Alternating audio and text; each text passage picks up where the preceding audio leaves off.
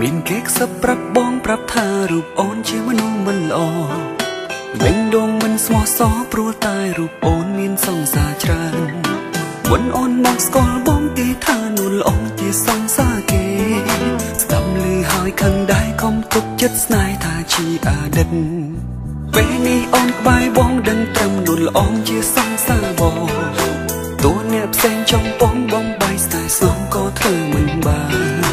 ដល់ត្រឹមថ្ងៃនេះតើបងមិនអោយបែកគ្លៀតឆ្ងាយពីប្រាណ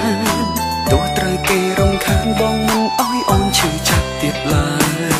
ប្រវត្តិអូនយ៉ាងណាក៏បងនៅតែបន្តស្នេហ៍អូនស្មឹងជាគូស្មឹងហើយបេងដូងមិនអោយអូនឈឺមិនអោយអូនយំ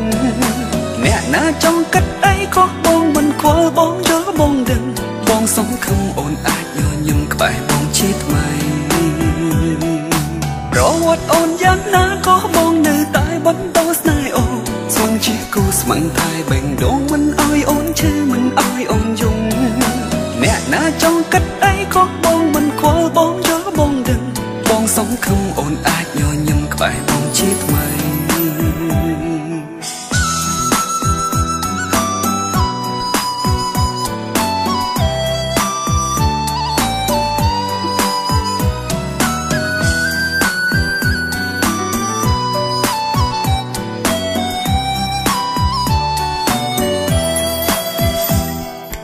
មានគេខ្សឹបប្រាប់បងប្រាប់ថារូបអូនជាមនុស្សមិនល្អវិញដងមិនស្មោះសរព្រោះតែរូបអូនមានសង្សារច្រើនមុនអូនមកស្គាល់បងទីថានួនល្អជាសង្សារគេស្ដាប់ឮហើយខឹងដែរកុំទុកចិត្តស្នេហ៍ថាជាអតីត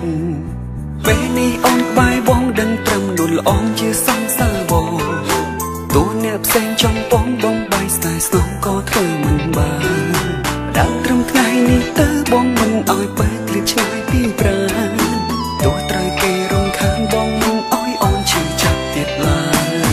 ប្រវត្តិអូនយ៉ាងណាក៏បងនៅតែបន្តស្នេហ៍អូនស្មឹងជាគូស្មឹងតែបេងដូងមិនអោយអូនឈឺមិនអោយអូនយំ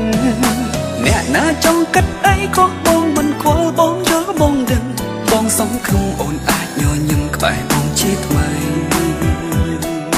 ប្រវត្តិអូនយ៉ាងណាក៏បងនៅតែបន្តស្នេហ៍អូនស្មឹងជាគូស្មឹងតែបេងដូងមិនអោយអូនឈឺមិនអោយអូនយំអ្នកណាចង់គិតអីក៏បងមិនខ្វល់បងយល់បងដឹងបងសង្ឃឹមអូ